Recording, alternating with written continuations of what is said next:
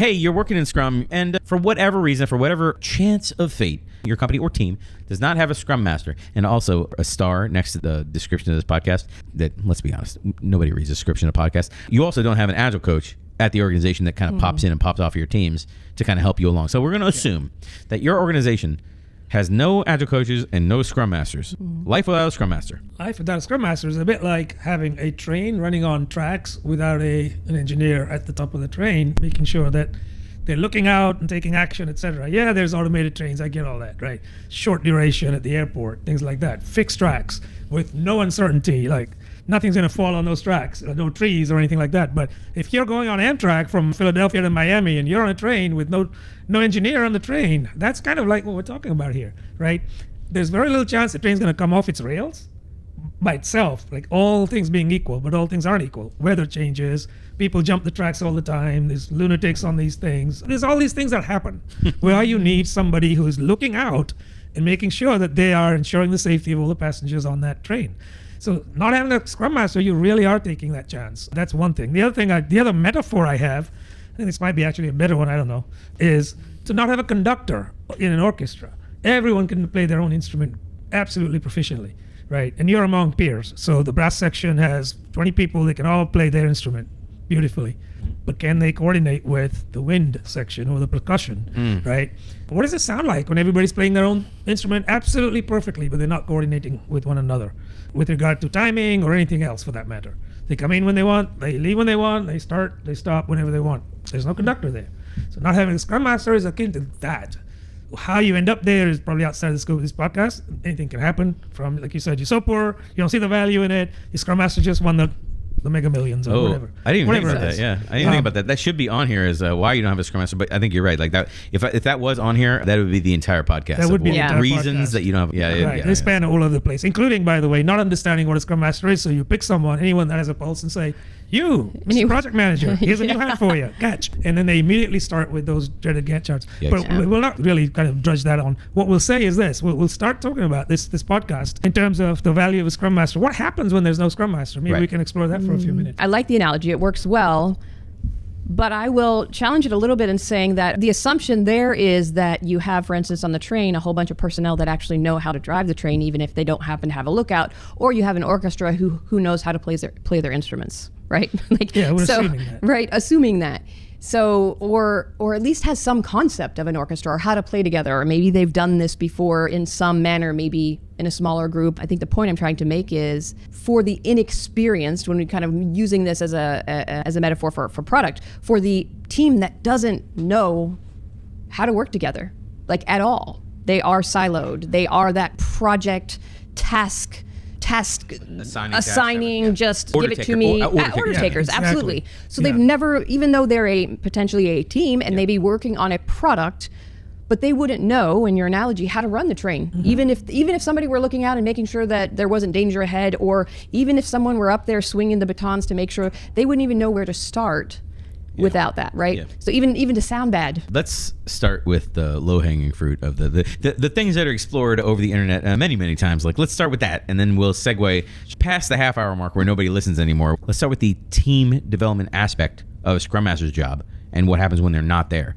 You have a team, and maybe they've hired you a product manager for the first time. We got to spin up a new team, and that team is going to use X process, and the team is going to figure out this process of who needs to be on the team, who shouldn't be on the team, who's working, who's not working, all those kind of activities. I will lay my cards on the table real early in this podcast to say I'm super concerned about handing all, like saying, oh, we don't have a Scrum Master, and I, the product manager, I'm too busy for that. I'm going to hand all that stuff over to the engineering department or the technical lead or the architect or the DBA or somebody. Aren't you just punting the problem down the line, though? Not only am I punting the problem down the line, but I'm punting the problem potentially to somebody who has no experience in that arena. Right. So I just triggered a whole bunch of people on the internet that I won't name. Yeah, I understand what you're saying. I think that's somewhat Sorry. overlapping what I was saying, and what you were saying. Assuming people know the role and what to do, even, but their absence is conspicuous in its presence, so to speak. Right? Wait. That was quite profound. We miss them, right? Because they're not there. But if they were there, if they didn't know what they were doing, then they may as well not be there. So a lot of times what I'm seeing, though, here is people trying to capitalize these roles from a budgetary perspective, the developers you can capitalize, right? Yeah. QA, you can do the same thing. Right. When it comes to Scrum Masters, do we really have to have one? And maybe we just have one across our 10 teams. That's enough, right? Because outside of the 9 to 9:30 stand-up, what do they really do anyway, right? I see where you're going, but I'm trying to cut you off. I'm trying to corral you back onto the road. Like, I'm trying to stay away from the reasons why companies, most of the reasons why companies choose not to have a Scrum Master, I consider illegitimate, because that logic of, I don't know if I can afford a Scrum Master. I don't really know what they do all day. I could say the same thing about an architect. And in fact, I could say the same thing about a director of whatever, fill in the blank. Why don't the employees in the company, okay, there's a certain level of being ridiculous. I will freely admit right now. However, in a 10-person startup, okay, they don't have anyone in those positions. Someone's got to figure it out. So those are the people, when we're talking about who is in charge of the development of the teams and who is in charge of whatever, I can give small, startups, scrappy little 10-person startups, I can give them a pass in this category because that is the CEO's job. The CEO's job is everything we're talking about now. And if we're going to wrap what we're talking about inside of a banner of something, like one single word to keep going to on this podcast that I'm going to beat up until people are sick of hearing it from me, is going to be leadership. Right? Because a CEO is both management and leadership wrapped into one position. Right? They do a ton of stuff. Then in a small company, they'll probably be operations, because they probably won't have a COO in a company that size. They'll do business development. They'll probably be trying to create a market and sell to that market, both at the same time. So it's account management and sales, business development. They'll probably be in some level of the development, right? Some probably at a strategic level, maybe a little bit in operations, somewhere staggered between the two of them. But the CEO is doing a lot of this, because in order to launch a company, you probably it could be, I'm willing to be wrong on this, you need a strong leader, someone with leadership. And if it's not the CEO, they probably have somebody with them at the beginning who does have that leadership ability and is launching these things. They're making sure everyone's happy. They're making sure the team is forming. They're making sure we're having productive disagreements and that we're getting to the next level. Okay. Now, take us from that 10-person company, scale us up to 300 people. Now, who's doing those jobs? Right? That's what I want to zip us straight to, because anyone who's watching this who's a Scrum Master who's like, I don't understand these changes in my company, and I don't understand they say that we're going through a recession or whatever, and I went from having 2 teams to having 6 teams or whatever like that. There's reasons. I'm gonna punch through the low-hanging fruit that you can get on any other podcast and talk about the reasons, and then back it up with our experience, because I know I've seen this before. For sure. So let's just go up to that middle level or mid-size organization. 300 people. Yes. We're giving startups a pass. Anybody in a startup, you got a pass. I mean, they temporarily. They get a pass, but it's the truest form of everything we're talking about. It is. Because the person doing the job, they're forced into doing the person doing the job is doing it part-time, and they are providing leadership to that group. It's not even forced. It's this natural emergent process. It's not even a role that has to be dictated. It just has to be done. It just happens. Right? Yeah. Yeah, it's the need of the hour. But even though that is organic and it emerges that way, I think those organizations, if they don't get the basics right, when they do become a 300-person company, their bad practices are magnified up at that point. Right. Yeah. So it's pivotal now, because now you're no longer a startup. Your CEO doesn't have his or her sleeves rolled up. They're not there every day on the cutting edge, so to speak. Right. They're delegating. And so if you're organically growing in an environment that doesn't have sound agile practices that you're already acting upon every day and enacting them, then you're going to magnify the bad practices. And even when that is recognized, to fix that is a lot harder than fixing them when you're small. So you magnify something that is not terrible. So literally, it's like taking a magnifying glass for something bad. But let's just fast forward to a 300-person kind of organization. So now what happens is you have middle managers, even at that size of a company. You have people that the CEO, the senior leadership, let's just say, right, CXOs, are entrusting to kind of operationalize and get things done. Then who are those people at that level? Are they net new people that have been recruited in? Are they friends of the CEO? Are they promoted up from when they were a small entrepreneurial outfit? Doesn't matter. The point really being, if they don't see the value of somebody who can orchestrate a team to success, right, then you're going to have this issue, this void in their understanding of, is there a need for a Scrum Master? What do they do anyway? Those questions come up. Yeah. The flip side of that is true too. Any Scrum Master worth his or her salt should understand why they're there, right? And they should understand they're not only serving the team. This is, I think, obviously in the latest iteration of the Scrum Guide. They're serving the organization too. What does that look like day to day? Is making sure that the organization understands in full transparency what value they're bringing. If they don't do that, then all that is lost, and they could find themselves out of work because people higher up don't see what you're doing day in, day out. Yeah. I think you hit on something here in regards to team development when you said something about if they're not built on good agile practices from the beginning. And I would say that they may be actually practicing agile without knowing they're practicing agile from a scaling perspective, when that means relinquishing control to someone else to do whatever duty that might be. I think that's when that becomes potentially an issue and starts to really kind of bloom and just become a bigger issue. So for instance, if I just to explain a little bit better, maybe you have somebody who has a startup who has a great understanding of Agile and or Scrum or XP or whatever it is. And they start off, they understand the need of creating a baseline and understand how that ultimately is going to go futuristically. So maybe you're lucky enough to have that. I would say that for the most part, that's not the case, that it's just feast or famine. You're starting off as a small company. You're getting to the point where you've grown and you've been able to get large enough where you realize, you're large enough and you realize, crap, we need to be a product-led team. We are at this point not that, and we are losing business because of this. We are growing enormous technical debt. We need to fix some of the problems that we have created, and now we're going to be agile. Now we have all of these kind of bad practices in place. It's all that we've ever done for however many years. Mm-hmm. We've grown to this size company, mm-hmm. and now we're going to be agile. Maybe who knows? Maybe we've been acquired and we've got new leadership, and they say we're going to be agile. We're going to do Scrum right now. Pretty typical, yeah. Yeah. Yep. So now we're going to make that happen just magically with all the people who have never done this before. And then all this also, you know what? We're doing this on a limited budget, so we're going to have a product. We're going to be product led, and make sure to have some product owner or product management and or both, but no Scrum Master. We don't have the budget for that. You want me to go? No, you go. I don't hang out with alcoholics because like, hey, can you come pick me up? I can't drive because I got this court thing. And hey, I'm going to make this commitment that I'll be there at a certain time, but I drank too much and I can't make it. Like, how many things happen before I don't believe you anymore? I'm committed. I'm here. I'm doing my stuff. And when I need help, I need it now. I wish I had a several thousand person company and I had hundreds of people across several teams, and I could just hand my work items out that I need done, my features, as like a director of product or a chief of product or something like that. I'd be like, hey, we need to increase whatever by 20%. Okay, I'll go to team A who handles this and team B who handles this or whatever, and they'll come up with it. Like, that's great. Most companies are not there. Most companies are like, they have one team and they have one product, maybe two product, and the team does both, right? And they straddle their time. They have a bunch of things they could do and they'll never get to. They're in the later part of the backlog, in the now, next, later, right? When you're a small company, the CEO takes care of this stuff. And then at some point, your company grows and grows and grows until a point where the CEO basically can't fulfill that original role and then needs to delegate it to somebody. Like without Scrum Master. I'll just go here so that people just cut to the end of the podcast now. This is probably like 15 minutes in the podcast, or 12 or something like that.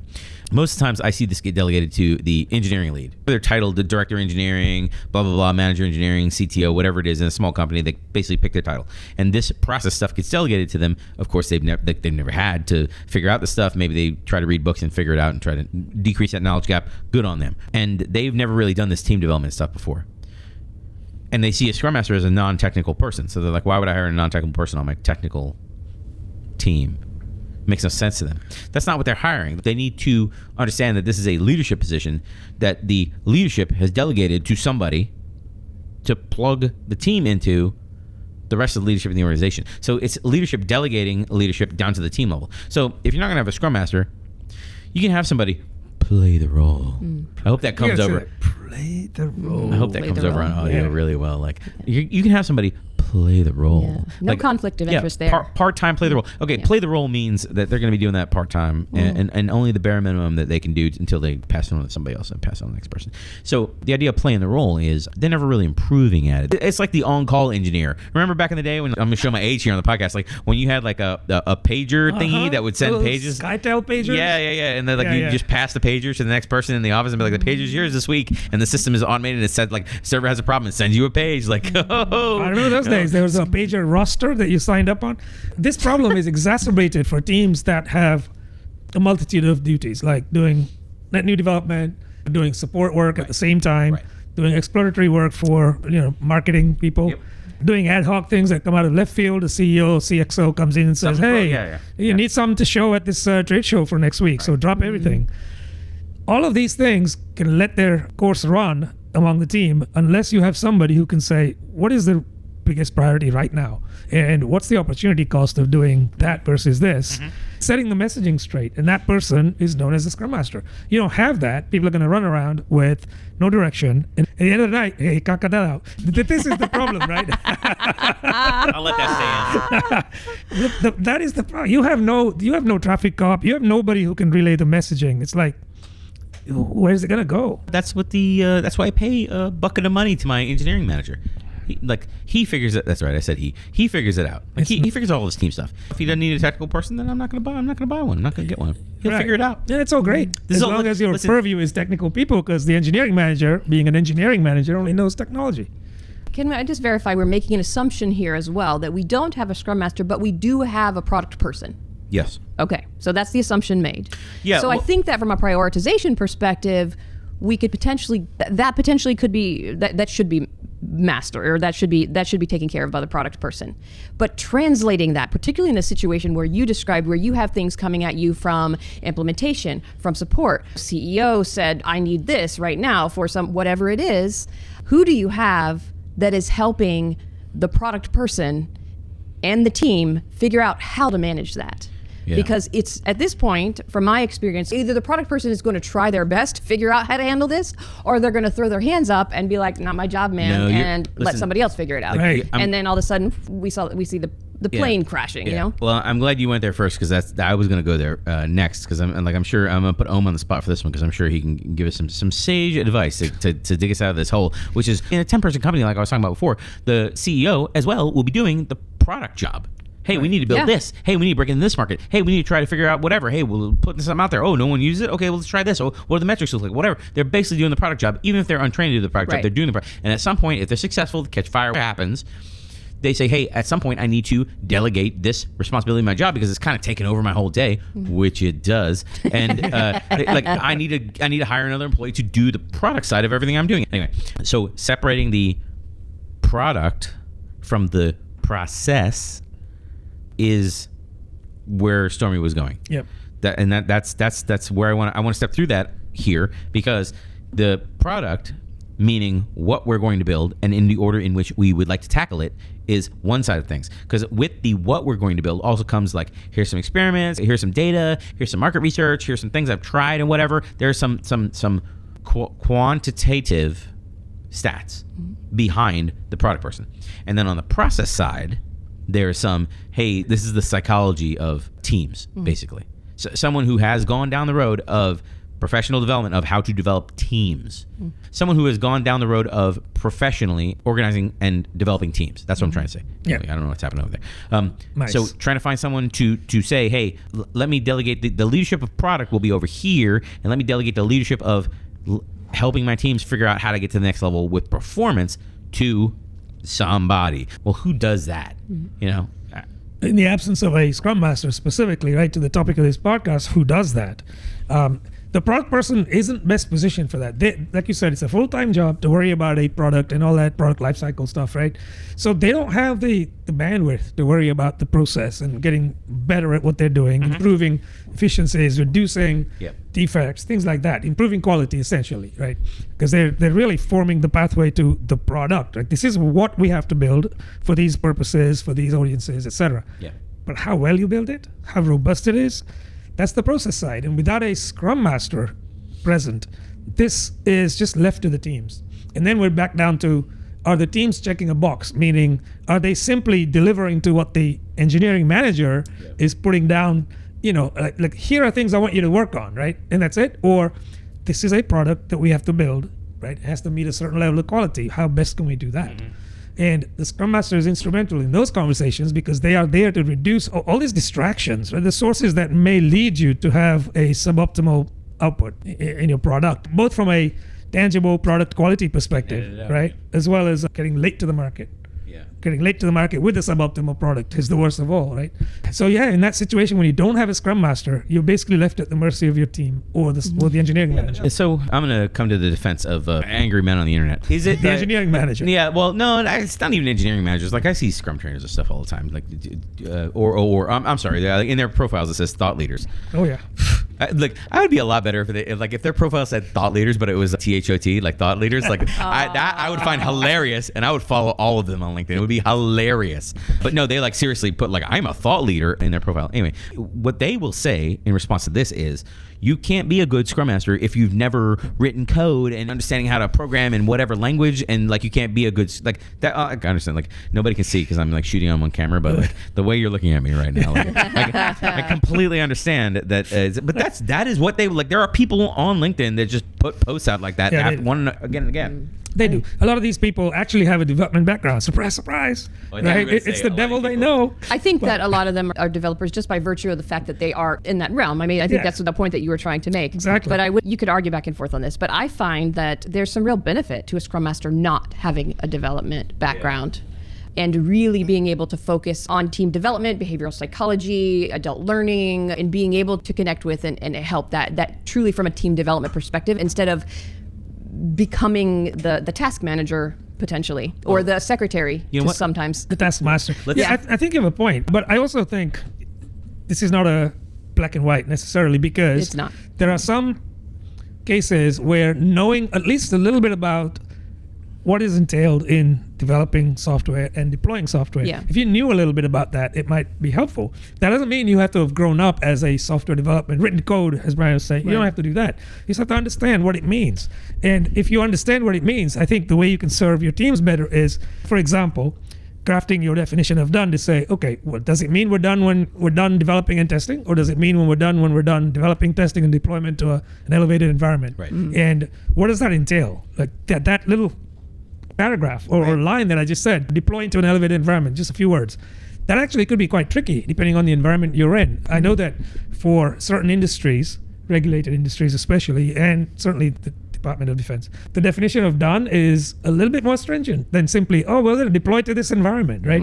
So if a Scrum Master understood that and the ramifications therein, they can help their team. So I think you don't have to have grown up as a developer, but you have to have some knowledge that you can gain along the way if you're open-minded. Yeah, I am not advocating being a lazy Scrum Master. Like that's I'm not advocating like punching out the ceremonies and then like being done. Like that's not what I'm advocating. Like I'm advocating like you should have some level of, even if it's not expertise, like some ability to help the product manager or product owner on your team write stories, break stories down, some business analysis skill. Like there's a bunch of little things, a little help with operations, a little help with like, hey, when we're done with a sprint, I went through this recently, so this is one I'll bring up for the process wheel versus the product wheel. I'll bring this one up, and I'm also willing to debate on whether this truly belongs in the process or product wheel. But which I think you need to explain a little more. I don't know that you went over that really well. No, it's well in line with the rest of the podcast. I'm not going over things very well. Okay, but the idea is, if the Scrum Master is a leader of the process that the development team uses, the product manager or product owner, if it's one team, is in charge of the product, the operations of the product. And that's going to sound like crap when I'm There's a Venn diagram. Right. Yeah, it's a Venn diagram, right? And who does the process side of it when there's no Scrum Master? Some of it falls onto the product manager. I know that for certain. Yeah. Because in my time as a Scrum Master, the times when I was most successful lobbying for change was when I lobbied for something and the product manager on my team had my back. Yeah. And then we both went up together. Absolutely. And we were almost nearly 100% capable of getting the change we need. You know, it was only when I was going up alone, or when the product person was like, "Look, I'm too busy. I don't really care about this," or whatever.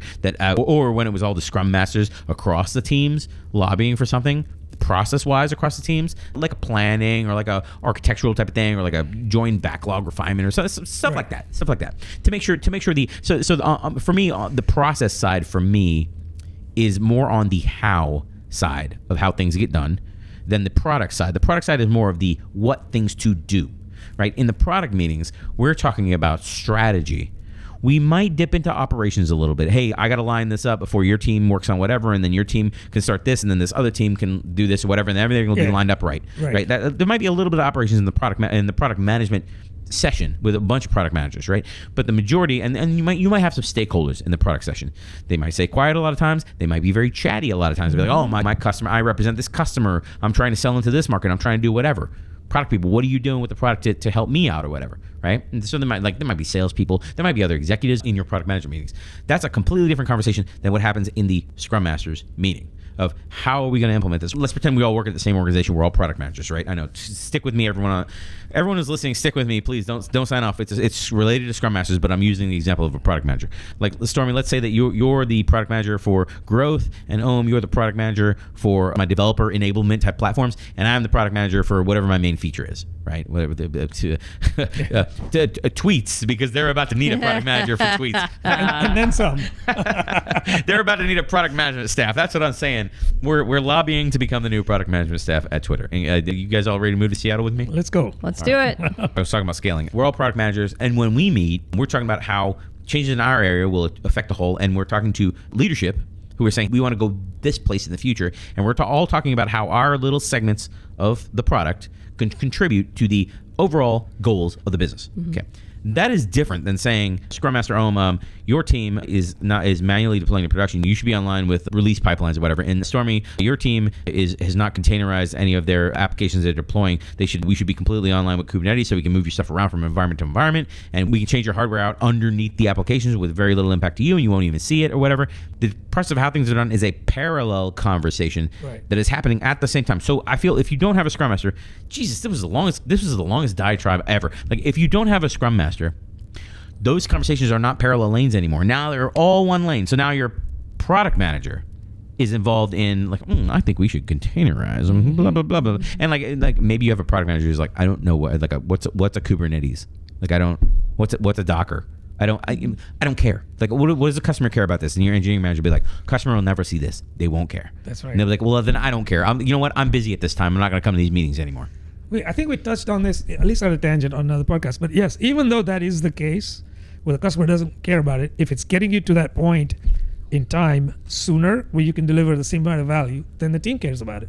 Then the company should care about it, because time is money, right? So, yeah, the point I was going to make there is this, going back to the earlier conversation about the Scrum Master coming from a technical background of having cut code themselves with their own two hands. Is it necessary? No. In my experience, no, it's not necessary. I've met some Scrum Masters that have never written code, but they're fantastic at their craft, right? So that's one. The other is it a hindrance if you have been a developer? Only if you cannot change your thinking. Like, you grew up a certain way coding, and if you can't let go of that, then it might be a hindrance for you personally. Yeah. But if it's a hindrance in that case for you personally, likely it will project to the team too, because you're the bottleneck now. Yeah. Recognize that, right? Self-awareness. Exactly. This is probably what I meant to talk about the first time. If you don't have Scrum Masters in your organization, and the purpose of a Scrum Master is to delegate those leadership accountabilities, and they are delegated to someone on your development team who does not have a day job of development, right, of being a full-time developer and accelerating you to the next level. I guess I still have this in the back of my head. I still have this person who's like, well, a developer can do that part-time. Can they? Yeah, I mean, I guess it could, and I could probably make a good case for, let your developers do this so they gain this skill set. But I have to ask, how effective are they at lobbying for a change up in the organization?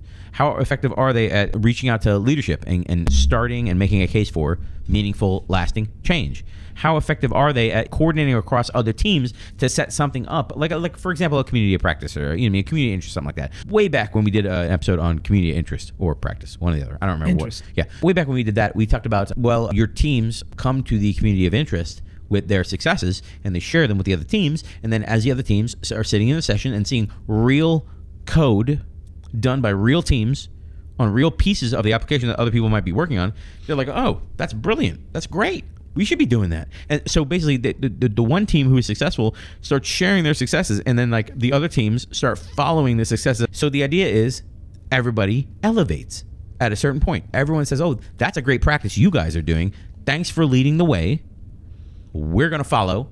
You have already laid out examples. Maybe you have config files we can copy, whatever, YAML files, whatever it is. Pipelines, whatever it is. Mm-hmm. Just copy what you have, change it for our environments, and boom, now we're up and running. Maybe sit with us for a sprint, and now it took you 3 sprints, 4 sprints, whatever, to do that. We don't have to go through that. Right. One sprint and boom, we're ahead. A couple of things I want to say. Just sort of step back a little bit to a comment I made earlier. By the way, Scrum Masters, setting all that up. Absolutely, right? Yes. So I'll come back to that, but I want to go back briefly, real brief. You mentioned the word responsibility. I said, no, it's accountability. It's sort of, for those that are still listening at this stage of the podcast, It's nobody. the difference between the two, in my mind, is a Scrum Master is responsible for conducting the events, right? They're responsible for facilitating the events. They put them on the calendar. That's their responsibility. They're accountable to improve the team sprint over sprint. That's an accountability versus a responsibility. A responsibility is checking a box. Like, that's my job. I'll do that. And accountability is I'm looking to make sure we have retrospectives, we take the findings out of those, and we actually implement those so we can improve sprint in, sprint out. But yeah, to go back to this idea of sharing across teams, right? The lessons that other people have learned through their own investments, and then you can kind of reap the benefits. Absolutely. The flip side is also just as important, which is sharing the failures that they've come across. So you don't step into the same doo-doo, right? They failed doing something, right? Why are we going to do that? Look, it doesn't work. Right. That's as important as it is.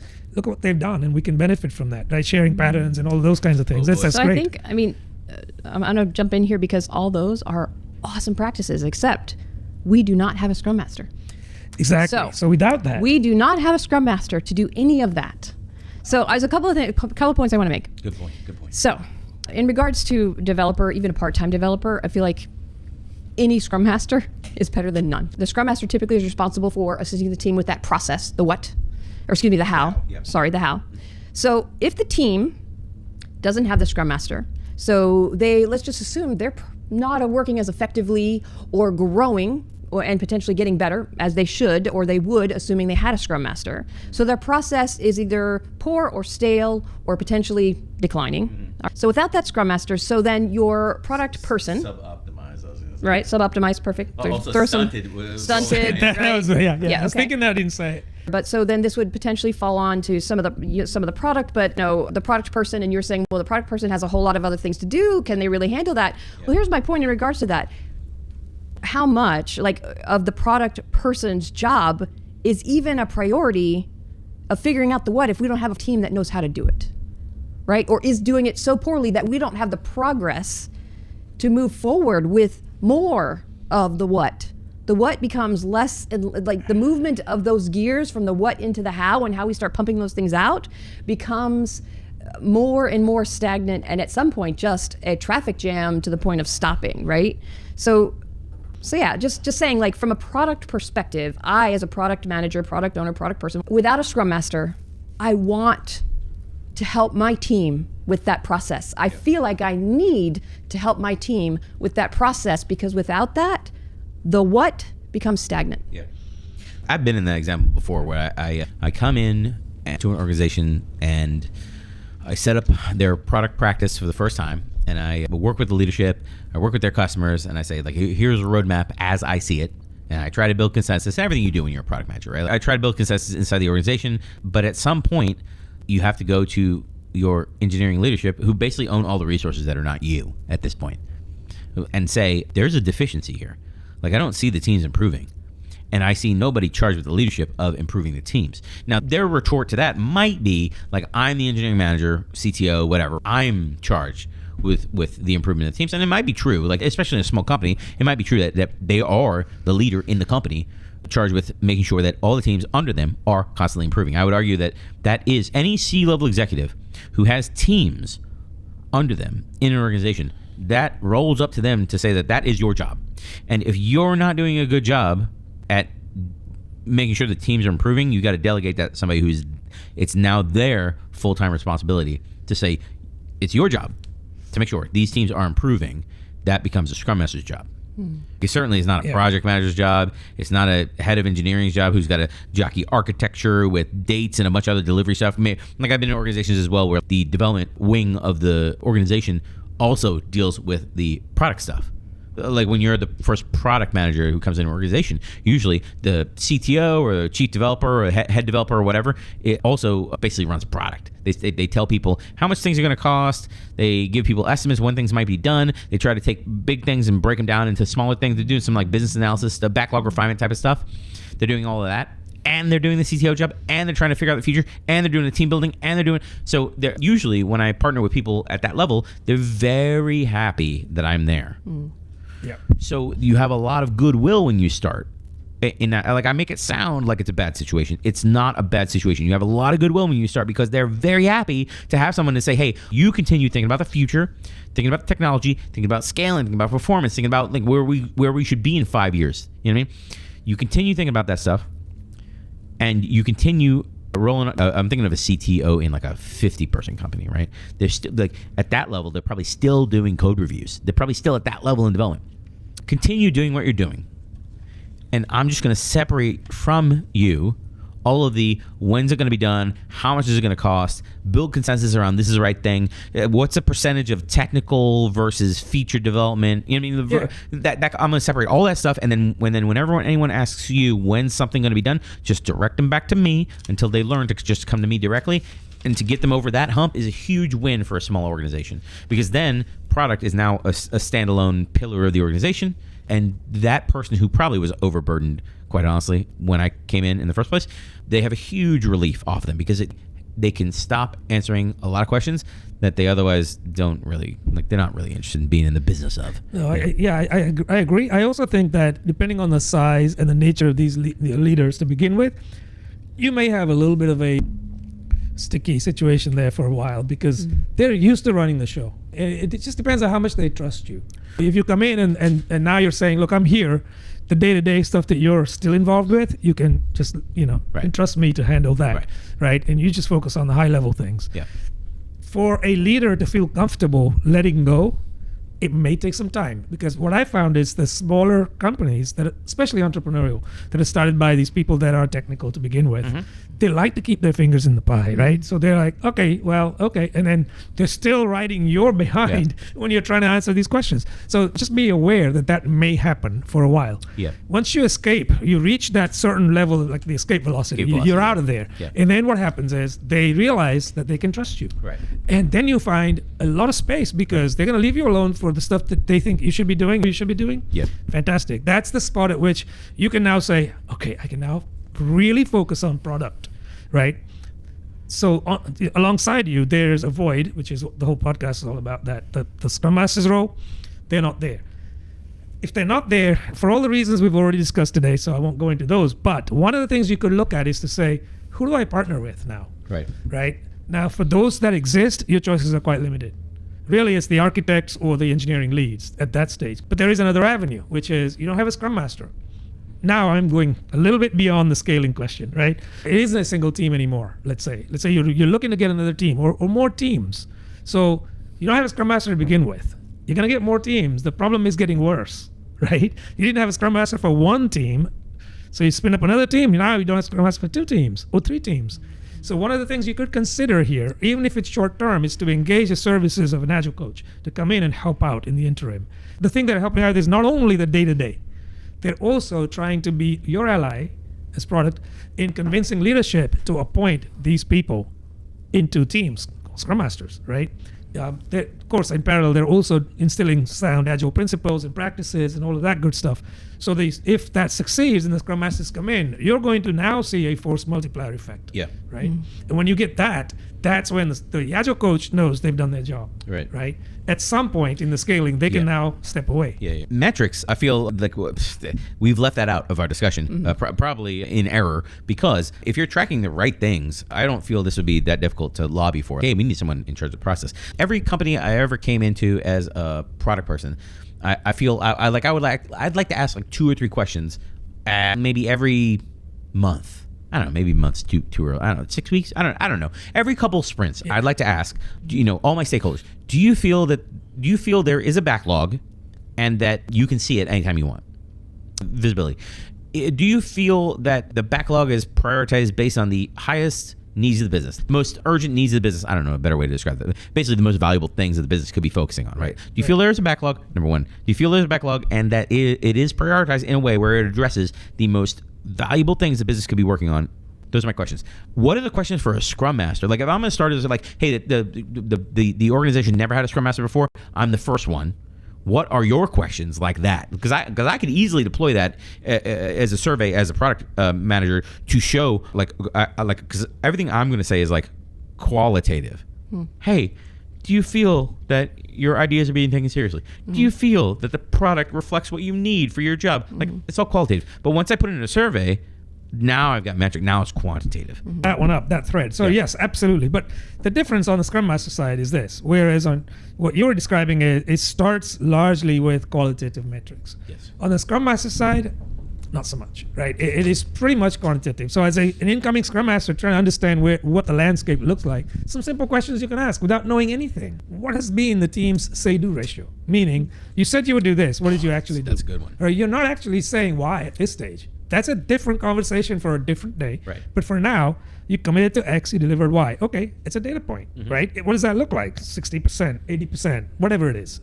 It's just a data point. So in the Scrum Master's mind, it should be, all right, if we're not somewhere, let's say, I'm again not going to debate this one, but 80%, let's say, right? Yeah. Then you could ask questions like why. If you're at 50, we left half of the stuff we said we would do on the table. Yeah. That's the work that should have been done. Right. Did we overcommit? So now you can get into the RCAs of all of that stuff as a Scrum Master and say, was there lack of clarity around requirements, Yeah. right? Did we have people out sick, for instance? Right. That was unplanned for at the beginning of a sprint. Yeah. So we just didn't have enough hands on deck. All of these things a Scrum Master can run with. But my point to what you're saying is this can all be displayed and reported on in a quantitative manner. Right. We said we would have 100 hours of people time, Right. team members time in a sprint. We ended up with 70 because 2 people are out with COVID. Yeah. It is what it is. Yeah. But there's something you can hang your hat on and say, this is why. Right? So I feel like as a Scrum Master coming in, you can quickly get to grips with the landscape, what is going on. The only thing is, you can't do much about some of those things, like people out or, the say-do ratio. It is what it is. You don't know why. Now you move another sprint in, or you look back and say, do you have data? For if you didn't have a Scrum Master, likely that data doesn't exist. But then just leave it alone for another sprint and say 2 sprints in a row. We only did 50% of the work we said we would. Yeah. What's wrong with this picture now? Yeah. You can start adding value quickly. That's where I'm going with this, Yeah. right? So not having a Scrum Master to having one within 2 sprints, you can really start digging deep into the whys. I'm with you, but this is like the arguing point here.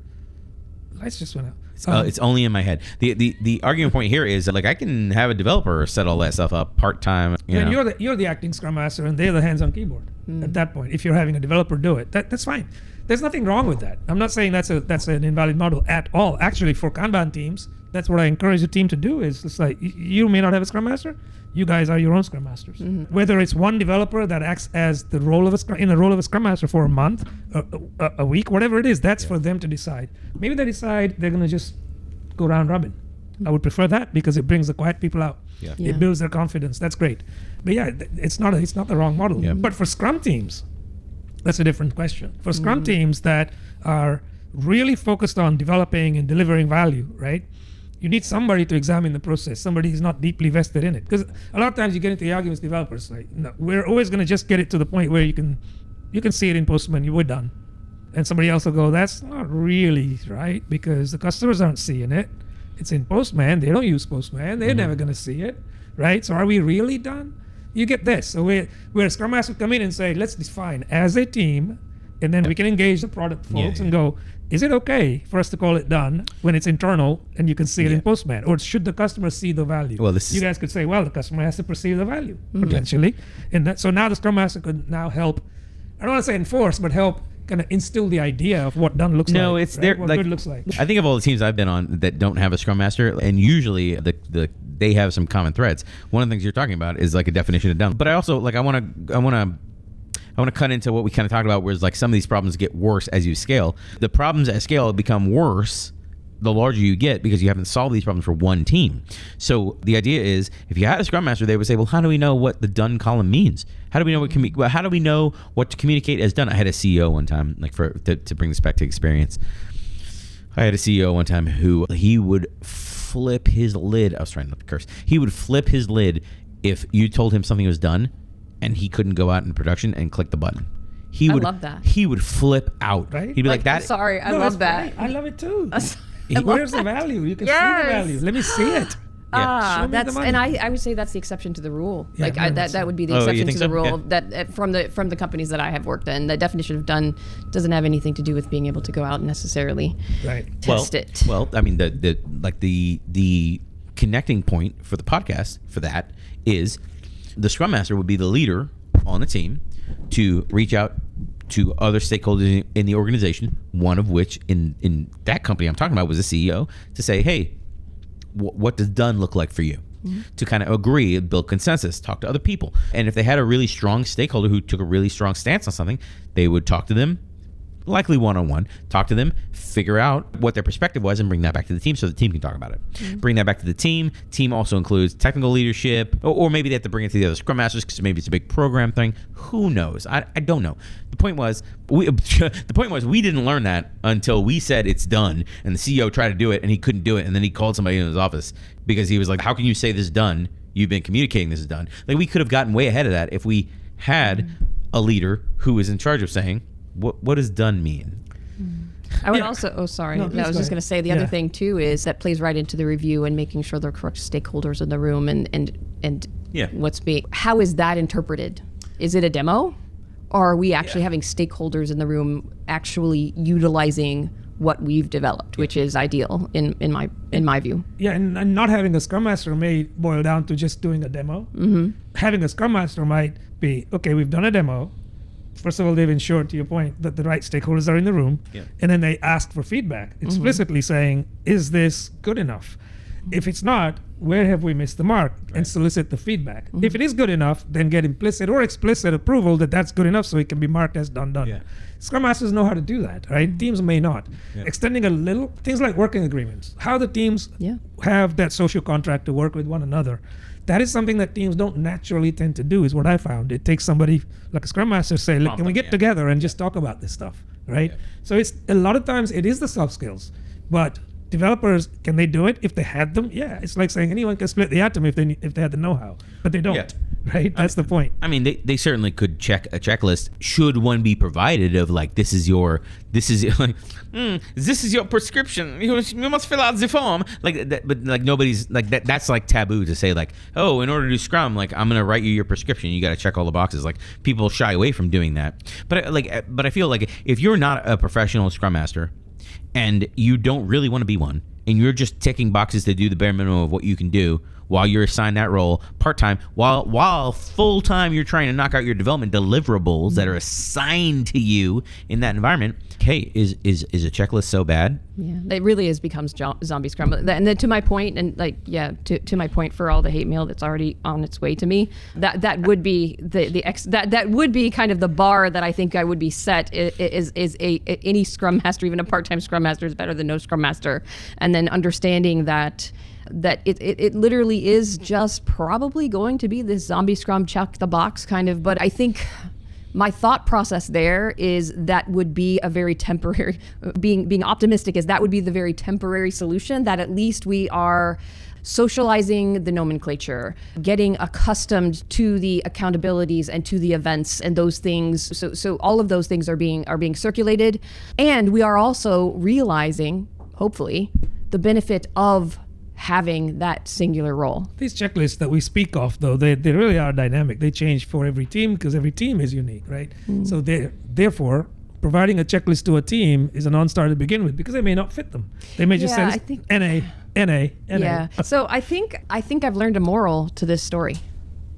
Life sucks without a Scrum Master. Oh, I hope that's not the takeaway from this podcast. The thing they tell people normally is like, oh, you're a Scrum Master or an Agile Coach. Your job is to work yourself out of a job. And no team members will ever change on the team, and everything will be great, and they'll never add anybody new, and everything will stay exactly the same, and they'll never need to improve, and they'll never backslide ever. How many lies were there to the nearest dozen A on lot. that I've statement? heard a this. lot. So I don't think I've ever heard a Scrum Master that didn't say, my job is to work myself out of a job. Were they trying to sell you a book? Yeah, that's what. Yeah, maybe. Yeah, but although I've never. Yeah. Yes. That said, given all the points that you just said, I could probably make up some really crazy scenario that potentially a Scrum Master could work themselves out of a job if nobody ever quit, died, retired, the work never changed. I could see a future where you work yourself out of a job as a person who is full-time dedicated to doing this as a profession. Now, if we pivot back into like my organization never had a Scrum Master. So how is your person going to work themselves out of a job when you're sharing the job and doing it partially part-time? Like I can't, I just don't see anybody who's doing a job partially part-time working themselves out of a job. I see more likely is someone starts doing it, realize they like it, and they want to transition their whole job to do it. I've seen that with developers. They're like, hey, I really enjoy coordinating across departments, across teams, having one-on-ones with people, introducing them to new ideas, going out and finding new ideas and bringing it into going and reading a book and bringing that idea into the team and turning a theory into concept, into actualization, and into a process or whatever. I like doing that. I want to be a Scrum Master full time and then transition. Same with QA people, stuff like that. I'll wrap this diatribe in, I've never seen a Scrum Master or an Agile Coach in any of my companies who has worked themselves out of a job where it's like, hey, team doesn't need you anymore. Time to move on to another team. There are underlying assumptions there, which is we've reached nirvana. We don't need to improve anymore. And everybody agrees on that. That's never happened in my experience. That's one. The other is you're assuming that the customer's needs remain static. We're done. That's our product line defined. And then the third thing is, I think you touched on it, leadership doesn't change. Leadership isn't constant, as we all know. And what happens typically, the higher the leadership, you go from directors to C-level or whatever, the more the change. Meaning you get one person leaving a CXO role and a new person comes in, they don't come in by themselves typically. They bring in their posse from the place they just left. So all of those things aren't a given, which means you need a Scrum Master. All right. So I mean, life without a Scrum Master? Sucks. Let us know what you think down below. We'd love to hear from you. And also let us know what else you'd like us to talk about. Some people put the subscription thing in the bottom and some people put it at the top. I put it in the right in the middle, right over my face. We don't smash the like button, we smash Brian's face.